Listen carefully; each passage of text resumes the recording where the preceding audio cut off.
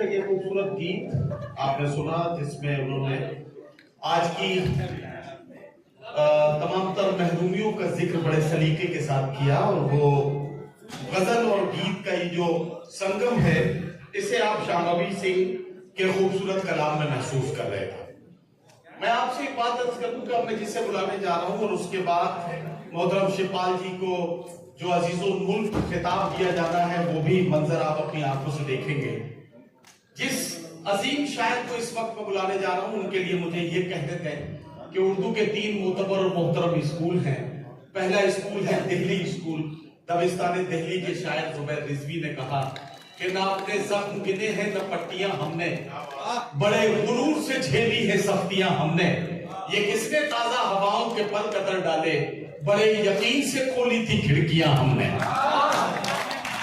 दूसरे दबिस्तान के तौर पर, दूसरे स्कूल के तौर पर लखनऊ को शुमार किया जाता है।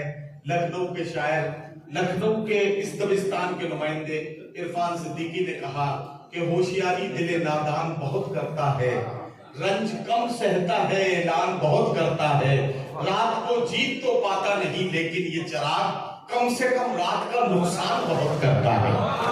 तीसरा स्कूल है रामपुर स्कूल, जहां के शायर ने कहा कि कोई हंसी मंजर आंखों से जब ओझल हो जाएगा, मुझको पागल कहने वाला खुद पागल हो जाएगा। मत घबराए प्यासे दरिया, सूरज आने वाला है, बस पहाड़ों से पिघलेगी जल ही जल हो जाएगा।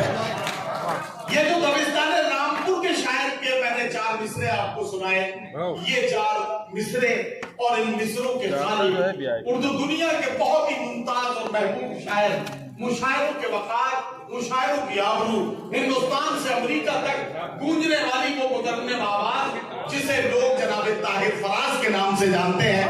मैं गुजारिश करता हूं कि तशरीफ लाएं और अपने खूबसूरत कलाम से नवाजें। जनाब ताहिर फराज रामपुरी माइक। ताहिर भाई आ रहे हैं, उससे पहले एक बार ईमानदारी के साथ बता दीजिए, अगर आपकी नजर में ये मुशायरा अपनी कामयाबी की मंजिल तक पहुंच गया है, तो अगर पहुंच गया है तो जरा तालियों की गूंज में बताइए कि आपने अनीस वारसी की मोहब्बतों को कबूल किया। आपका बहुत शुक्रिया ताहिर फराज साहब माइक पर।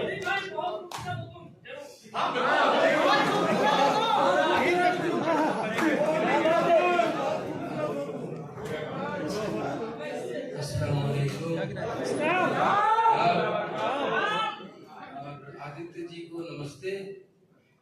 मोहब्बतों के खजाने लुटा दिए आज आपने, और अनीस वारसी साहब की मोहब्बत को दिखाया, बावजूद इसके कि मौसम थोड़ा सा गीला हो गया था थोड़ा, लेकिन उसमें भी थी कि इसने मौसम को खुशगवार किया। हमारा बाहर भी अच्छा हो गया और अंदर भी बहुत खूबसूरत हो गया। इसके लिए वारसी साहब को मुबारकबाद। वो अब्दुल्ला साहब से मेरी मुलाकात दुबई में हुई पिछले 20 अप्रैल को। मेरे बेटे ने एक मुशायरा वहाँ किया था, उसके ये मेहमान खुसूसी थे और कुछ ट्रॉफी वगैरह भी इनके हाथ से मोहब्बतों से पेश की थी। 12 ये सब बातें अपनी जगह हैं, लेकिन मुशायरे की जो तहजीब है और जो विरसा है जो हमने संभाला है, और आप में लखनऊ होने की बाहर मुझे मालूम है कि लखनऊ से बाहर से भी काफ़ी लोग तशरीफ लाए हैं, लेकिन लखनऊ वालों की जिम्मेदारी ज़्यादा है, इसलिए कि वो भी जैसा कि नदीम साहब ने जिक्र किया है कि स्कूल के नुमाइंदे हैं, तो उस हैसियत से जिस तरह आपने मुशायरा सुना उसके लिए वाकई आप काबिल मुबारकबाद हैं। मैं आपको मोहब्बत से सलाम पेश करता हूँ। तू दुनिया है, तू दुनिया है, तमाशा कर रही है। थोड़ी सी कम करो आवाज इसकी, बहुत ज्यादा। तू दुनिया है, तमाशा कर रही है। तू दुनिया है, तू दुनिया है, तमाशा कर रही है। उधर जाना, इधर क्या कर रही है? तू दुनिया है, तमाशा कर रही है। उधर जाना, इधर क्या कर रही है? आज के माहौल को गजल बनाना और अपनी बात को कहने का सलीका अगर अल्लाह दे तो एक शेर पेश करता हूँ। उधर जाना, इधर क्या कर रही है? इधर क्या कर रही है? जी इधर भाई। ये लड़की नाम है जिसका मोहब्बत। अच्छा, ये लड़की नाम है जिसका मोहब्बत। ये लड़की नाम है जिसका मोहब्बत। मोहब्बत। ये अब दुनिया से पर्दा कर रही है।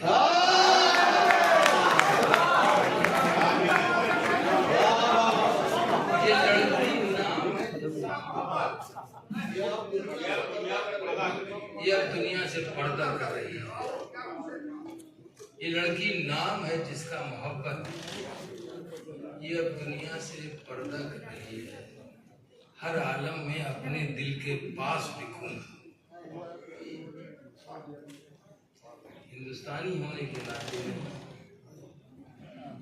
मुसलमान होने के नाते नहीं, एक सभ्य और समझदार शायर की जिम्मेदारी निभाने की खातिर ये तमाम बातें हैं जो इसका ऐलान करना मुनासिब नहीं है। वो तो हम हैं और हमने वक्तन फवक्तन अपनी मोहब्बतों की वफादारियों की मिसालें पेश की हैं। हमें आप शक की नज़र से देखते हैं, मुझे हैरत होती है। बांध रखा है जहन में जो ख्याल, उसमें तरमीम क्यों नहीं करते? बेसबब उलझनों में रहते हो, उसको तस्लीम क्यों नहीं करते? बांध रखा है जहन में जो ख्याल, उसमें तरमीम क्यों नहीं करते? बेसबब उलझनों में रहते हो, मुझको तस्लीम क्यों नहीं करते? भाईचारा हो, मोहब्बत हो, इखलास हो, वफा, कोई भी बात हो, हर बात की हद होती है। तू ही पढ़ दे आगे यार।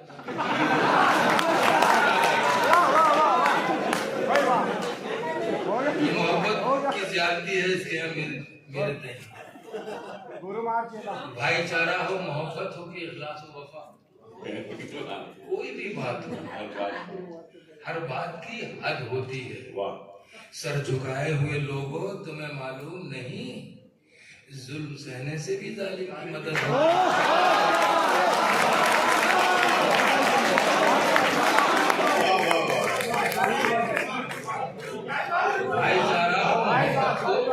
भाईचारा हो, मोहब्बत हो कि इखलास हो, वफा, कोई भी बात हो, हर बात की हद होती है।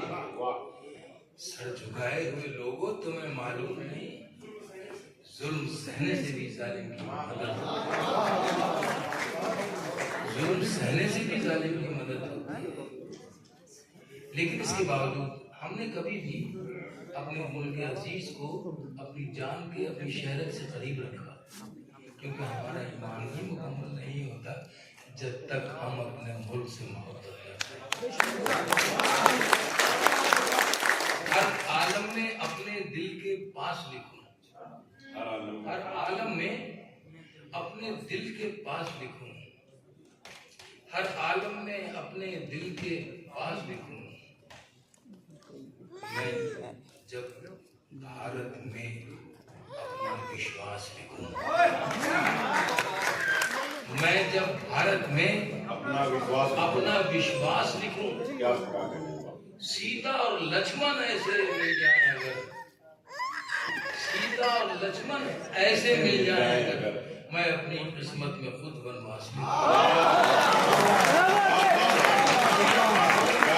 सीता और लक्ष्मण ऐसे मिल जाए अगर, मैं अपनी किस्मत में खुद वनवास लिखूं। हाँ नहीं, अब तो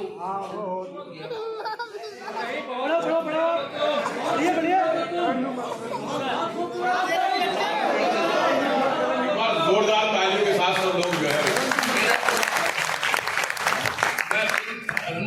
भाई आपको बता दूं, आपकी बहुत सारी फरमाइशें हैं। मैं बहुत सबको छोड़िए, मैंने खुद एक जो सिलसिला बनाया हुआ था जहन में, उसी के मुताबिक में चल रहा था। आप अगर लोकमा दे देंगे तो वो सिलसिला टूट जाएगा। मैं इधर का रहूंगा, उधर का रहूंगा, आपका क्या निजामत करके घर चले जाइए। इसमें कोई शक नहीं, मुशायरा बहुत अच्छा हो गया। मुशायरा हो गया, उस बच्ची ने जो पढ़ा, जिस तरह आपने सुना, तो बहुत ही अच्छा लगा मुझे भी। और इन्होंने जो हक अदा किया मेज़बानी का आदित्य जी ने, उसके लिए वाकई मेरा जी चाहता कि मैं इनको तालियां बजा के मेहमानों को उसकी मिसाल कायम की लखनऊ में। ठीक है ना। सीता और लक्ष्मण ऐसे मिल जाए अगर, बोलिए मत, 2-3 मिनट की बात है। सीता और लक्ष्मण ऐसे मिल जाए अगर, मैं अपनी किस्मत में कुछ बनूंगा। शेर सुनिए लखनऊ वालों कि जलती रेत की पेशानी को बोसा दूं, जलती रेत की पेशानी को बोसा दूं, दरियाओं के दिल में उतरकर प्यास लिखूं। जलती रेत की पेशानी को बोसा दूं, दरियाओं के दिल में उतरकर प्यास लिखूं, नहजे बलागा की तफसीर लिखूं ज़ैनब,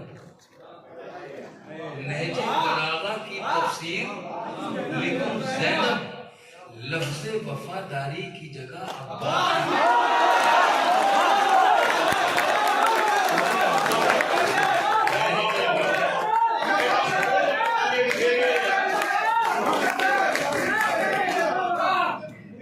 नहजे बलागा की तफसीर लिखूं ज़ैनब, लफ्ज़े वफादारी की जगह अब्बास। आखिरी शेर के शायर होकर भी कैसी मजबूरी है, खो जाए अल्फाज अगर एहसास लिखूं, शायर होकर भी कैसी मजबूरी है, खो जाए अल्फाज अगर एहसास लिखूं, जलती रेत की पेशानी को बोसा दूं, दरियाओं के दिल नहजे बलागा की तफसीर लिखूं ज़ैनब, लफ्ज़े वफादारी की जगह। अब मैं ज़्यादा, मुझे वक्त की कमी का एहसास है और आपके प्रोग्राम का भी एहसास है, मेरा मुझे खुद का भी एहसास है। मेरी भी ट्रेन अभी है 12:30 बजे, तो मुझे सिर्फ खिदमत ये करना है कि छोटा सा गीत है, छोटा सा गीत है जो मुझे लगता है कि आज मेरे मुल्क की उसको ज़रूरत है, अपनी जिम्मेदारियों को निभाने की गरज से। जो संस्कृति जो हमें विरासत, साझा विरासत मिली है अपने बुजुर्गों से, उसको महसूस करते हुए, और सिर्फ महसूस ही करते हुए नहीं बल्कि जिम्मेदारी के साथ अपनी नई नस्ल को ट्रांसफर करने की कोशिश में ये गीत मुझसे हुआ है। आप मुझे इजाजत दें तो मैं ये गीत पढ़ना जरूर चाहूँगा।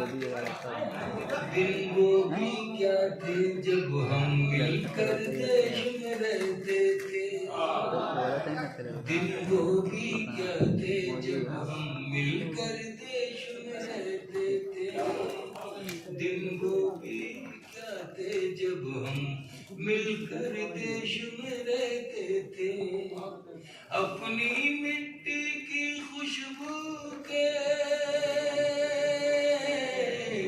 अपनी मिट्टी की खुशबू के परिवेश में रहते थे, जब हम मिलकर देश में रहते थे।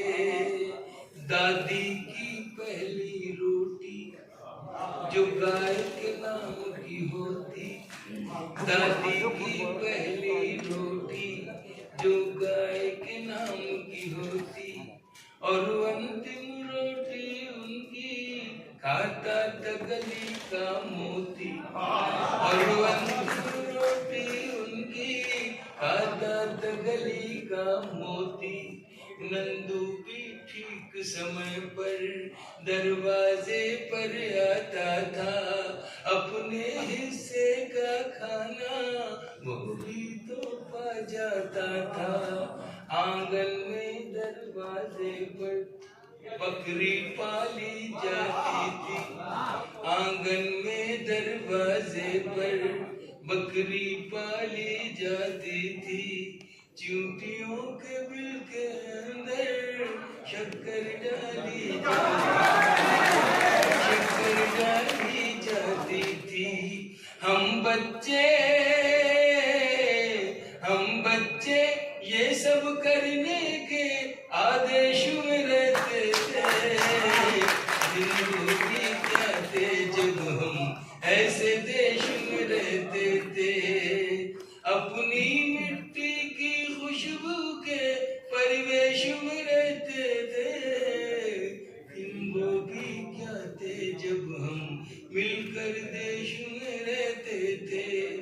मुझे अफसोस है इस गीत को पढ़ते हुए मैं सिर्फ और सिर्फ यह ध्यान कराना चाहता हूँ कि मैं कितने बड़े और कितने अजीम मुल्क का रहने वाला हूँ। इसकी गंगा जमनी तहजीब में मुझे सब कुछ वो मिलता है जो किसी दुनिया के मुल्क में नहीं मिलता। मैं बहुत सी जगह घूम के आया हूँ, लेकिन ये शिनाख्त है। एक ही रंग के फूलों को खिलाने की जिद क्यों है आपकी? इसमें सब तरह के लोग हैं, सब तरह की तहजीबें हैं। सबको मिलके जीने दो ना भाई, जियो और जीने दो।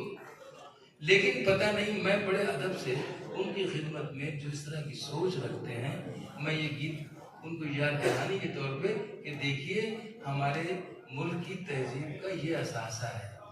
ये अगर खत्म हो गया तो हमारे मुल्क की पहचान खत्म हो जाएगी पूरी दुनिया में। ये सिर्फ मेरा रोना है, ये मेरा गाना है जो इस गीत की शक्ल है। यहाँ पर कुछ लोग बातें कर रहे हैं, यकीनन वो बातें ज्यादा अहम होंगी, लेकिन मैं गुजारिश करूंगा अगर बातें ज्यादा अहम हैं तो आप इधर आके कर सकते हैं, यहाँ से ज्यादा लोग कर सकते हैं। अपनी मिट्टी की खुशबू के परिवेश में रहते थे। दिन वो भी क्या थे जब हम मिलकर देश में रहते थे। वो घर का कच्चा आंगन और उस पे बरसता सावन। वो घर का कच्चा आंगन और उस पे बरसता सावन। हम भूल चुके हैं जब से मिल गए आधुनिक साधन। हम भूल चुके हैं जब से मिल गए आधुनिक साधन। कुछ याद दिलाऊंगा। एक मामूली सा बिछोना और छत पर जाकर सोना। एक मामूली सा बिछोना और छत पर जाकर सोना। किसी परी की कोई कहानी, किसी जिन्न का जादू टोना। किसी परी की कोई कहानी, किसी जिन्न का जादू टोना। दादी की कहानी वाले। बहुत अच्छी निजामत। और जहाँ ईमानदारी की बात जहाँ जाते हैं उस मुशायरे को कामयाबी की दहलीज तक पहुँचाकर ही दम लेते हैं, इसमें कोई शक नहीं। पूरी ईमानदारी से मुशायरे की खिदमत करते हैं। उर्दू अदब में तो जो जिसका मकाम है वो अल्लाह जाने, या 50 साल के बाद या 40 साल के अब तक बहुत जल्दी तय होने लगा है। लेकिन हकीकत है कि निजामत में अब जो सिलसिलेवार, मैंने पता उमर कुरैशी से शुरू की, बल्कि उनके निदा फाजिल के एक भाई थे, उनकी निजामत से शुरू करता हुआ और आज मैं यहाँ तक पहुँचा हूँ, उनकी निजामत में ही पढ़ रहा हूँ। ये मेरे लिए खुशनसीबी की बात है कि मैंने 4 पीढ़ियाँ देख ली इस मुशायरे के हवाले से, इस मुशायरे के स्टेज के हवाले से। मुझे सबको सुनने को मिला और मैंने बड़े अदब के साथ अपने बुजुर्गों को सुना। यही वजह है कि शायद मुझ में वो परंपराएं और वो संस्कार हैं जो मुझे मेरे बुजुर्गों से मिले हैं। मैं चाहता हूँ कि इन्हीं को मैं ट्रांसफ़र आप तक कर दूँ, आप नई नस्ल तक कर दूँ, ताकि ये जो महजब रहने का सिलसिला है ये जारी और सारी रहे। बहुत शुक्रिया। दादी की कहानी वाले किरदारों में को जाना। मैंने शुरू किया था, वो घर का कच्चा आंगन और उस पे बरसता सावन। हम भूल चुके हैं जब से मिल गए आधुनिक साधन। एक मामूली सा बिछोना और छत पर जाकर सोना। किसी परी की कोई कहानी, किसी जिन्न का जादू टोना। दादी की कहानी वाले किरदारों में खो जाना, दादी की कहानी वाले किरदारों में खो जाना, और जाने कब चुपके से सुनते सुनते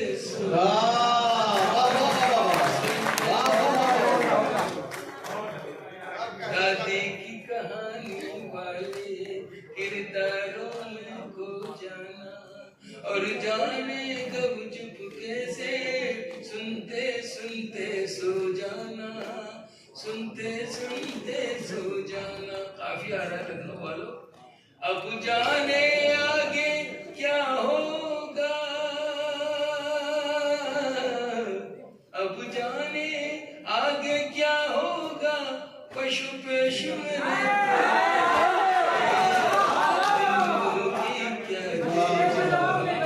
मिलकर देश में रहते थे, अपनी मिट्टी की खुशबू के परिवेश में रहते थे। समझ में आ रहा? दिल क्या थे जब हम मिलकर देश में रहते थे। एक और मैं याद दहानी कराता हूँ आपको। एक काला काऊ काऊ करके तो चला जाता था। जिया है इसको, और आपने भी जिया है, मैं याद दिला रहा हूँ सिर्फ। एक काला काऊ काऊ करके तो चला जाता था, एक कागा काऊ काऊ करके तो चला जाता था। मेहमान कोई आएगा ये बात बता जाता था, एक कागा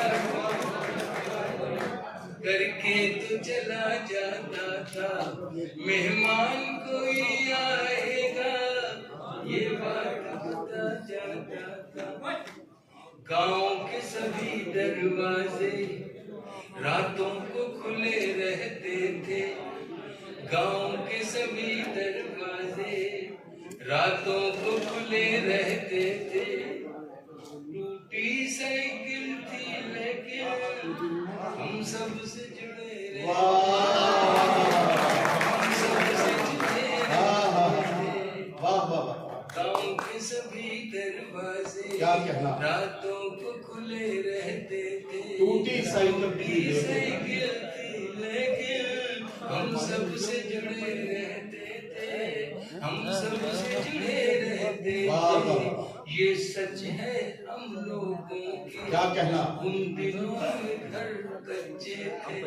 वाह, ये सच है हम लोगों के, उन दिनों में कच्चे थे। ये सच है। कुर्सी का झगड़ा क्या है? ये ताहिर भाई, ये राजा शेख साहब हैं, सीनियर जर्नलिस्ट हैं और बड़े मसरूफ रहते हैं। बिलाल के बहुत अच्छे दोस्त हैं, उसके बावजूद कुर्सी का झगड़ा आप देख लीजिए। नहीं, बिलाल ने अपना हक अदा किया कि उसने वो कुर्सी हासिल कर ली, क्योंकि बिलाल शायर के साथ साथ एक नेता भी है। ये सच है हम लोगों के, उन दिनों में घर कच्चे थे। घर तो कच्चे थे लेकिन रिश्ते सारे पक्के थे, रिश्ते सारे पक्के थे। क्या कहना, ये सच है हम लोगों के, उन दिनों में घर कच्चे थे, घर कच्चे थे। घर तो कच्चे थे, रिश्ते सारे पक्के थे, रिश्ते सारे पक्के थे। लाइन आ रही है। संत और साधु,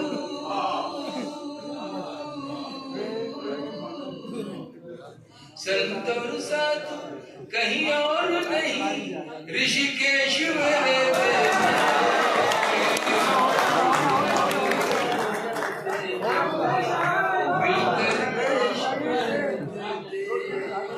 अपनी